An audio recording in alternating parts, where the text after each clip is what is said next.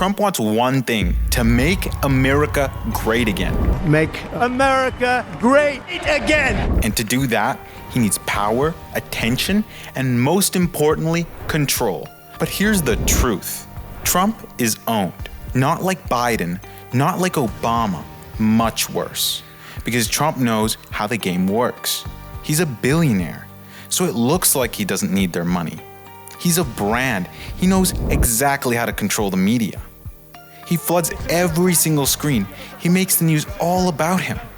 And while he's doing that, the real power, it stays quiet.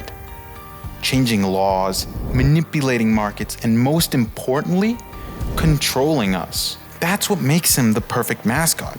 Not because he's clueless, but because he knows how to play the part.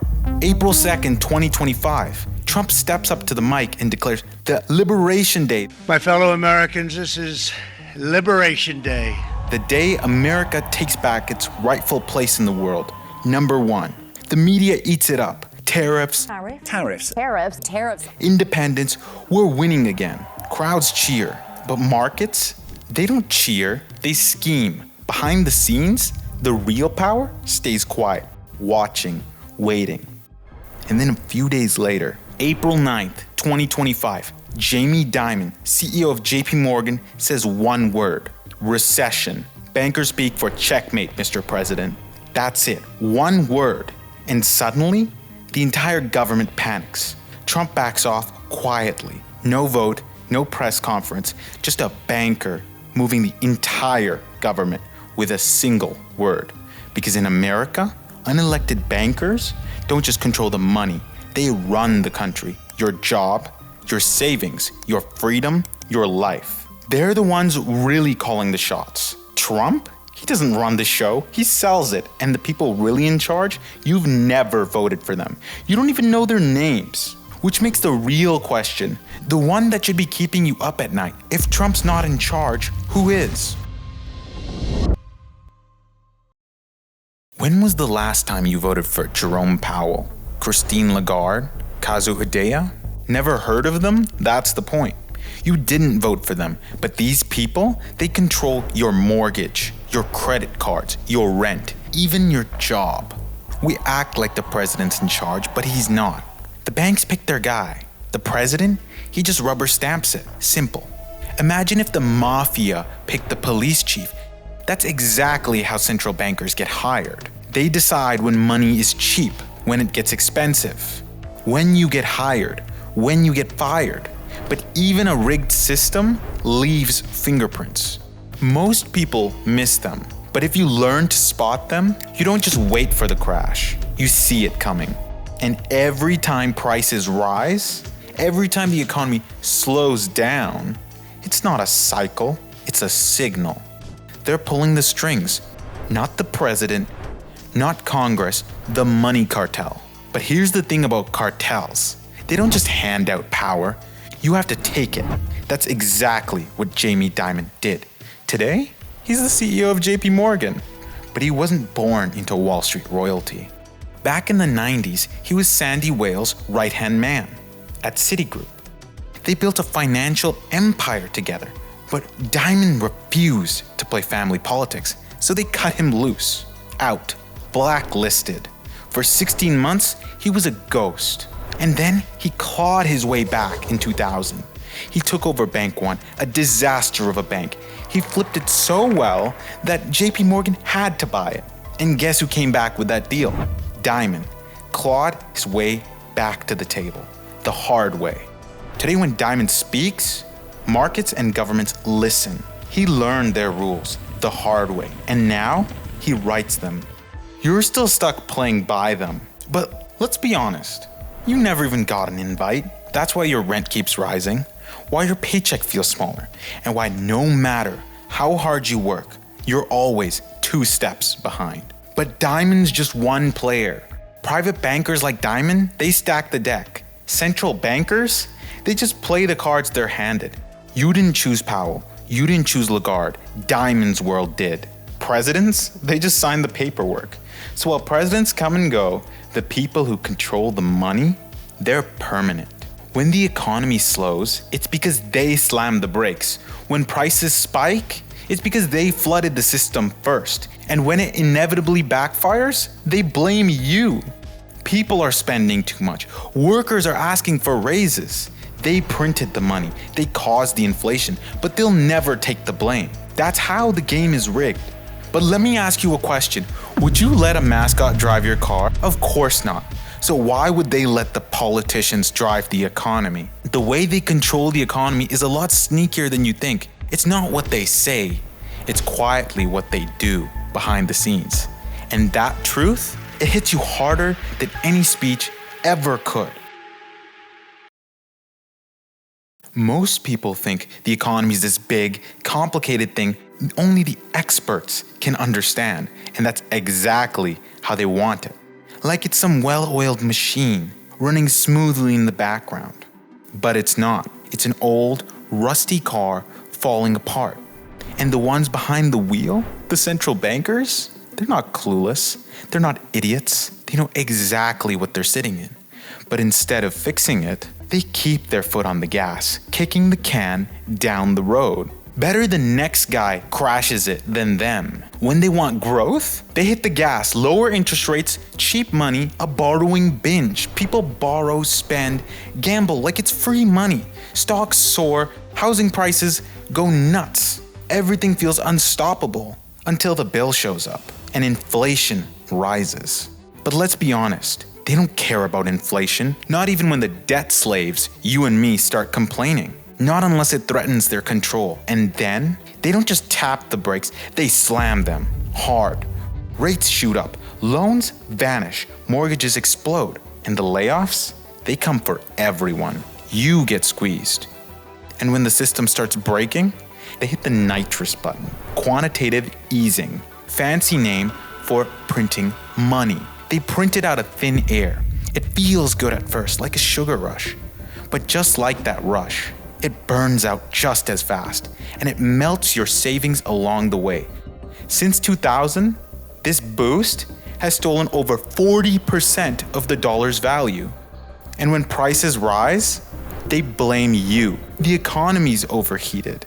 No, they overheated it. It's not bad luck, it's the plan, and you're the one paying for it. Control the gas, control the brakes, and guess what? They control your life. They keep you distracted. Speeches, slogans, false promises, whatever works. But the smart money, they watch the hands, not the mouth. Because the smart money knows it's all a trick. They're already out, long before the brakes slam, before the crowd even smells the smoke. You might think this is just Wall Street's game, but it's not. Every time they print more, your rent goes up. Your groceries cost more. Your savings buy you less and less. You felt it. You see it every day. This isn't some theory. This is your reality right now. You're not watching from the sidelines. You're in the middle of it. If you know where to look, you can see exactly when they pull the levers. Most people miss it. You won't. When the system breaks you, you start looking for a way out. And for many, there's only one: crypto. Not because of the technology, but because when the system rots this bad, crypto isn't the innovation, it's the last lifeboat off the Titanic. The only shot at a new system. But what really makes it go up? It's not tech, it's panic. Bitcoin floats because the whole ship, the global economy, is leaking cash. And when the captains, the central bankers, start bailing out the rich passengers first, they flood the decks with fresh money. That flood, they call it Global M2. All the cash sloshing through a broken ship. Bitcoin rises with that flood.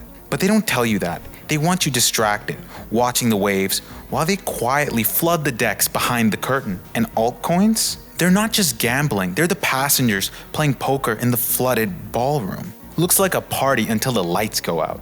Because when the big bankers, the Fed, the ECB, the Bank of Japan, open the VIP lifeboats, the dumbest bets float for a while. But when they shut the door, the party's over. And those same altcoins, they sink first, every time. And the crowd, they show up late to the deck. They always do, doomed to drown. It's always the same flow. First, bonds, then stocks, and then Bitcoin, and finally altcoins.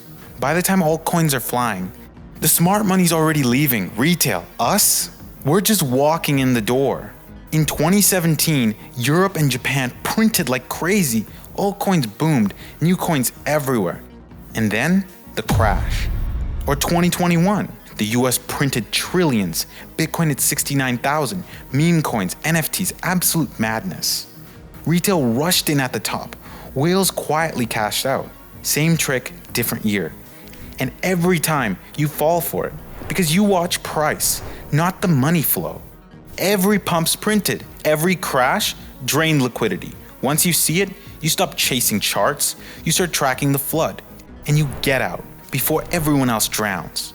They told you it's impossible to time the top.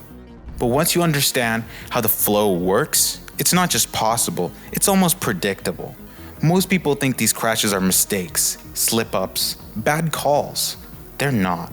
They're pressure releases, controlled demolitions, all to protect their system. And you're always the one buried in the rubble. But the worst part? It's not that the money isn't moving, it's that it takes time. The ship is so bloated, so massive, that it takes months for the money to flood through the cracks.